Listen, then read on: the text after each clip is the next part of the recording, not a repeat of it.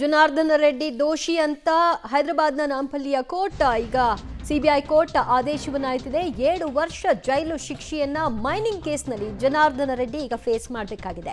ಶಿಕ್ಷೆ ವಿಧಿಸುತ್ತಿದ್ದಂತೆ ಗದ್ಗದಿತರಾಗಿದ್ದಾರಂತೆ ಜನಾರ್ದನ ರೆಡ್ಡಿ. ಮತ್ತೆ ಜೈಲಿಗೆ ಹೋಗುವ ಸಂಕಷ್ಟದಲ್ಲಿ ಜನಾರ್ದನ ರೆಡ್ಡಿ ಸಿಲುಕಿಕೊಂಡಿದ್ದಾರೆ. ಸದ್ಯ ಕೋರ್ಟ್ ಹಾಲ್ನಲ್ಲೇ ಜನಾರ್ದನ ರೆಡ್ಡಿ ಇದ್ದಾರೆ. ನಾಂಪಲ್ಲಿ ಸಿಬಿಐ ಕೋರ್ಟ್ ಆದೇಶದ ವಿರುದ್ಧ ರೆಡ್ಡಿ ಮೇಲ್ಮನವಿ ಹೋಗಲಿಕ್ಕೆ ತಯಾರಿಯನ್ನ ನಡೆಸಿಕೊಳ್ಳುತ್ತಿದ್ದಾರೆ. ಅವರ ಪರ ವಕೀಲರು ಈಗ ಅದರ ಮುಂದಿನ ಹಂತದ ಕಾನೂನಾತ್ಮಕ ಹೋರಾಟದ ಬಗ್ಗೆ ನಿಲುವುಗಳನ್ನು ತೆಗೆದುಕೊಳ್ತಾ ಇದ್ದಾರೆ. ಅಕ್ರಮ ಗಣಿಗಾರಿಕೆ ಮತ್ತು ಗಡಿ ಒತ್ತುವರಿ ಪ್ರಕರಣಕ್ಕೆ ಸಂಬಂಧಪಟ್ಟ ಹಾಗೆ ಜೈಲಿಗೆ ಹೋಗುವ ಸಂಕಷ್ಟ ಈಗ ಎದುರಾಗಿದೆ. ಸದ್ಯ ಕೋರ್ಟ್ ಹಾಲ್ನಲ್ಲಿ ಜನಾರ್ದನ ರೆಡ್ಡಿ ಅವರು ಇದ್ದಾರೆ. ನಾಂಪಲ್ಲಿ ಸಿಬಿಐ ಕೋರ್ಟ್ ಆದೇಶ ಕೊಡ್ತಿದ್ದ ಹಾಗೆ ರೆಡ್ಡಿ ಅವರು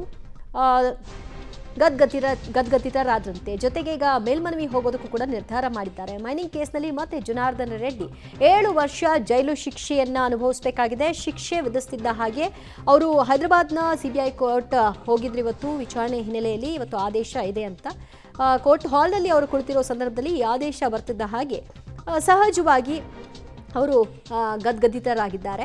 ಅದಾದ ನಂತರದಲ್ಲಿ ಅವರ ಪರ ವಕೀಲರ ಜೊತೆಗೆ ಅವರು ಚರ್ಚೆಯನ್ನ ನಡೆಸಿದ್ದಾರೆ. ವಾಟ್ ನೆಕ್ಸ್ಟ್, ಮುಂದೆ ಹೇಗೆ ಮೇಲ್ಮನವಿ ಹೋಗಬೇಕು, ಯಾವ ರೀತಿಯ ಕಾನೂನಾತ್ಮಕ ಹೋರಾಟವನ್ನು ಮಾಡಬೇಕು ಅನ್ನೋದ್ರ ಬಗ್ಗೆ ಚರ್ಚೆಯನ್ನ ನಡೆಸ್ತಾ ಇದ್ದಾರೆ. ಮತ್ತಷ್ಟು ಮಾಹಿತಿ ಪಡೆಯೋಣ ನಮ್ಮ ಪ್ರತಿನಿಧಿ ಶಬ್ಬೀರ್ರಿಂದ. ಶಬ್ಬೀರ್, ಹೈದರಾಬಾದ್ನ ಸಿಬಿಐ ಕೋರ್ಟ್ ಇವತ್ತು ಆದೇಶ ಕೊಡುತ್ತೆ ಅನ್ನೋ ಹಿನ್ನೆಲೆಯಲ್ಲಿ ಅವರು ಕೂಡ ಕೋರ್ಟ್ಗೆ ಹಾಜರಾಗಿದ್ರು. ಈ ಸಂದರ್ಭದಲ್ಲಿ ಆದಂತಹ ಬೆಳವಣಿಗೆಗಳೇನು?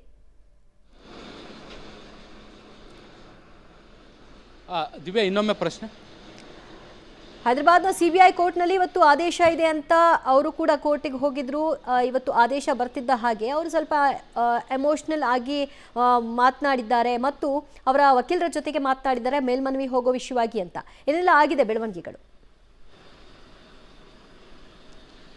ದಿವ್ಯಾ, ಈಗ ನೋಡಿ, 7 ವರ್ಷ ಶಿಕ್ಷೆಯನ್ನ ಕೋರ್ಟ್, ಸಿಬಿಐನ ಕೋರ್ಟ್ ಈಗ ಘೋಷಣೆ ಮಾಡಿರುವಂಥದ್ದು. 5 ಜನ ಆರೋಪಿಗಳಿಗೆ ಶಿಕ್ಷೆಯನ್ನು ಘೋಷಿಸುವಂಥ ಕೆಲಸಗಳು ಕೂಡ ಆಗಿರುವಂಥದ್ದು. ಸೊ ಹೀಗಾಗಿ ಗಾಲಿ ಜನಾರ್ದನ್ ರೆಡ್ಡಿ ಅವರಿಗೆ ಒಂದು ರೀತಿ ಆತಂಕ ಶುರುವಾಗಿರುವಂಥದ್ದು. ಮತ್ತೆ ಜೈಲಿಗೆ ಹೋಗಬೇಕಾದಂಥ ಭೀತಿ ಕೂಡ ಎದುರಾಗಿದೆ. 7 ವರ್ಷ ಶಿಕ್ಷೆ ಆಗಿರುವಂಥ ಹಿನ್ನೆಲೆಯಲ್ಲಿ ಈಗ ಸಿಬಿಐನ ಅಧಿಕಾರಿಗಳು ಪೊಲೀಸರ ಸಮ್ಮುಖದಲ್ಲಿ ಅವ್ರನ್ನ ಬಂಧಿಸಿ ಮತ್ತೆ ಅವ್ರನ್ನ ಕಾರಾಗೃಹಕ್ಕೆ ಕಳಿಸುವಂಥ ಕೆಲಸಗಳನ್ನು ಕೂಡ ಮಾಡ್ತಾರೆ. ಸೊ ಹೀಗಾಗಿ ಮತ್ತೆ ಜನಾರ್ದನ್ ರೆಡ್ಡಿ ಅನಿವಾರ್ಯವಾಗಿ ಜೈಲು ಶಿಕ್ಷೆಯನ್ನು ಎದುರಿಸಬೇಕಾದಂಥ ಸನ್ನಿವೇಶಗಳು ನಿರ್ಮಾಣ ಆಗಿರುವಂಥದ್ದು. ಹೀಗಾಗಿ ಇವತ್ತು ಶಿಕ್ಷೆಯ ಪ್ರಮಾಣ ಇದ್ದಂಥ ಶಿಕ್ಷೆ ಪ್ರಕಟ ಆಗ್ತಾ ಇದ್ದಂಥ ಹಿನ್ನೆಲೆಯಲ್ಲಿ ಅವ್ರಿಗೂ ಕೂಡ ಸಮನ್ಸ್ ಇಶ್ಯೂ ಆಗಿತ್ತು. ಅವರು ಕೂಡ ಕೋರ್ಟ್ ಹಾಲ್ನಲ್ಲೇ ಹಾಜರಿದ್ರು.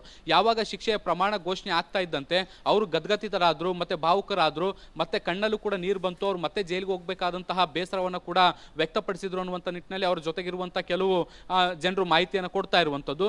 ಸೊ ಇಲ್ಲಿ ಮುಖ್ಯವಾಗಿ ಮತ್ತೊಂದು ಅಂಶವನ್ನು ಗಮನಿಸಬೇಕಾಗಿರುವಂಥದ್ದು ಏನು ಅಂದರೆ, ಪ್ರಜಾಪ್ರತಿನಿಧಿ ಕಾಯ್ದೆಯ ಅಡಿಯಲ್ಲಿ 2 ವರ್ಷಕ್ಕಿಂತ ಹೆಚ್ಚು ಶಿಕ್ಷೆ ಆದಂಥ ಸಂದರ್ಭದಲ್ಲಿ ಶಾಸಕ ಸ್ಥಾನವೂ ಕೂಡ ಅನರ್ಹವಾಗುತ್ತೆ.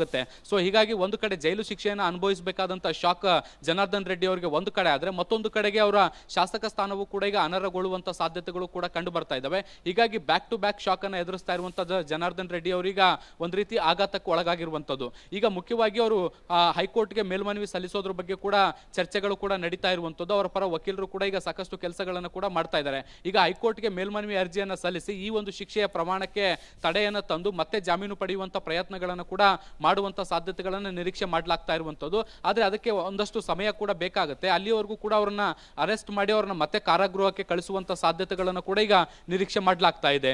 ದಿವ್ಯಾ, ಓಕೆ, ಈಗ ಅರೆಸ್ಟ್ ನಂತರದಲ್ಲಿ ಅವ್ರನ್ನ ಯಾವ ಜೈಲಿಗೆ ಶಿಫ್ಟ್ ಮಾಡಬಹುದು, ಅದರ ಬಗ್ಗೆ ಏನ್ ಮಾಹಿತಿ ಲಭ್ಯವಾಗ್ತಾ ಇದೆ ಶಬೀರ್? ದಿವ್ಯಾ, ಈಗ ಜೂರಿಸ್ಟಿಕ್ಷನ್ ಇದು ಆಂಧ್ರ ಪ್ರದೇಶ ಆಗಿರುವಂತ ಹಿನ್ನೆಲೆಯಲ್ಲಿ ಆಂಧ್ರ ಪ್ರದೇಶ ಪೊಲೀಸರೇ ಅವರನ್ನ ಬಂಧಿಸ್ತಾರೆ. ಮತ್ತೆ ಆಂಧ್ರ ಪ್ರದೇಶದ ಯಾವುದಾದ್ರೂ ಒಂದು ಜೈಲಿನಲ್ಲಿ ಇಡುವಂತ ಸಾಧ್ಯತೆಗಳಿದಾವೆ. ಈ ಹಿಂದೆ ಚಂಚಲ್ಗೂಡ ಜೈಲಿನಲ್ಲೂ ಕೂಡ ಅವರು ಸೆರೆಮನೆ ವಾಸವನ್ನು ಅನುಭವಿಸಿದ್ರು. ಈಗಲೂ ಕೂಡ ಅದೇ ಜೈಲಿಗೆ ಅವರನ್ನ ಶಿಫ್ಟ್ ಮಾಡುವಂತ ಸಾಧ್ಯತೆಗಳನ್ನು ಕೂಡ ನಿರೀಕ್ಷೆ ಮಾಡಬಹುದು. ಯಾಕಂದ್ರೆ ಇಡೀ ಪ್ರಕರಣದ ತನಿಖೆ ನಡೆದಿರುವಂತದ್ದು ಆಂಧ್ರ ಪ್ರದೇಶದಲ್ಲಿ, ಪ್ರಕರಣದ ವಿಚಾರಣೆ ನಡೆದಿರುವಂತದ್ದು ಆಂಧ್ರ ಪ್ರದೇಶದ ಸಿಬಿಐ ಕೋರ್ಟ್ ನಲ್ಲಿ. ಸೊ ಈಗ ಶಿಕ್ಷೆಯ ಪ್ರಮಾಣ ಪ್ರಕಟಿಸಿರುವಂತದ್ದು ಕೂಡ ಆಂಧ್ರದ ಸಿಬಿಐ ನ್ಯಾಯಾಲಯ ಆಗಿರುವಂತಹ ಹಿನ್ನೆಲೆಯಲ್ಲಿ ಇಡೀ ಪ್ರಕರಣ ಆಂಧ್ರ ಪ್ರದೇಶಕ್ಕೆ ಸಂಬಂಧಿಸಿರುವಂತದ್ದು. ಹೀಗಾಗಿ ಅವರ ಬಂಧನವೂ ಕೂಡ ಅಲ್ಲೇ ಆಗುತ್ತೆ. ಆಂಧ್ರ ಪ್ರದೇಶದ ಪೊಲೀಸರು ಮತ್ತು ಸಿಬಿಐ ಅಧಿಕಾರಿಗಳ ನೇತೃತ್ವದಲ್ಲಿ ಜನಾರ್ದನ್ ರೆಡ್ಡಿ ಸೇರಿದಂತೆ ಇತರ ಆರೋಪಿಗಳನ್ನು ಕೂಡ ಬಂಧಿಸಿ ಅಲ್ಲಿನ ಜೈಲಿಗೆ ಕಳಿಸಿಕೊಡುವಂತ ಸಾಧ್ಯತೆಗಳನ್ನು ಕೂಡ ಈಗ ನಿರೀಕ್ಷೆ ಮಾಡಬಹುದು. ಕರ್ನಾಟಕದಲ್ಲಿ ಈ ಪ್ರಕರಣದ ವ್ಯಾಪ್ತಿ ಕಡಿಮೆ ಇರುವಂತಹ ಹಿನ್ನೆಲೆಯಲ್ಲಿ ಈಗ ಆಂಧ್ರದಲ್ಲೇ ಎಲ್ಲಾ ಪ್ರಕ್ರಿಯೆಗಳು ಕೂಡ ನಡೆಯುವಂತ ಸಾಧ್ಯತೆಗಳಿದಾವೆ. ಗಾಲಿ ಜನಾರ್ದನ್ ರೆಡ್ಡಿ ಸೇರಿದಂತೆ ಇತರೆ ಎಲ್ಲಾ ಆರೋಪಿಗಳು ಕೂಡ ಈಗ ಮೇಲ್ಮನವಿಯನ್ನು ಕೂಡ ಆಂಧ್ರ ಹೈಕೋರ್ಟ್ಗೆ ಸಲ್ಲಿಸಬೇಕಾಗುತ್ತೆ. ದಿವ್ಯಾ, ಶಬ್ಬೀರ್ ಸಂಪರ್ಕದಲ್ಲಿರಿ, ಮತ್ತಷ್ಟು ಮಾಹಿತಿ ಪಡ್ಕೊಳ್ಳೋಣ.